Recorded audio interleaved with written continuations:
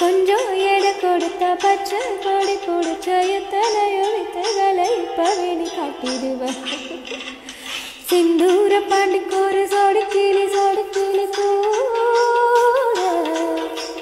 சோழ கருது போல தோளை தொட்டு ஆட காதல் பாட்டெடுக்கும் வயசு இது, கேட்டு இருக்கும் மனசு இது.